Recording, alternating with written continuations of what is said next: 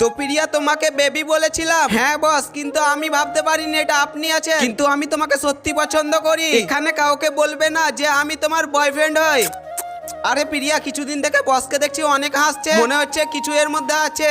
বাবু দুপুরে খাবার খেতে চলে এসো, কোনো পাগলই হবে যে তাকে পছন্দ করে। আজকে অনেক মজা হবে। আরে ওই প্রিয়া, আমাদের ব্যাপারটা কেউ তো জানতে পারেনি। আরে হনুমান, ফোন দেখে যদি হাসো তাহলে সবাই বুঝতে পারবে। আরে সরো সরো, সময় আসছে। আরে স্যার, কিভাবে পড়ে গেলেন? দেখে হাঁটতে পারছেন না আপনি? এরপর থেকে ভালোভাবে চলাফেরা করবে। আরে এখন আমি বাথরুমের সিটে কিভাবে বসবো? আরে অফিসে কি হচ্ছে? আরে তুমি জিসানের ফটো কেন নিচ্ছ? জিসান আমাকে অনেক পছন্দ, আমি ওর ফটো নিয়ে গিয়ে মাকে গিয়ে দেখাবো। দেখে আন্টি আবার অজ্ঞান না হয়ে যায়। আরে না না, জিসান তো দেখতে অনেক হ্যান্ডসাম। আরে স্যার, এই পুতুলটা কত ভালো। আরে এই পুতুলটা তো আমার গার্লফ্রেন্ডের। আরে সরি স্যার, আমার ভুল হয়ে গেছে, থামেন স্যার, আমি জামা নিয়ে আসছি। আরে এটা তো ওটাই না যেটা আমি গ্রাম থেকে এনেছি। তাহলে শুনো, তোমাদের সবাইকে একটা কথা বলি, প্রিয়াই আমার গার্লফ্রেন্ড। তবে এরপরে কি হলো বন্ধুরা, সেটা দেখার জন্য ভিডিওটা লাইক করে চ্যানেলটা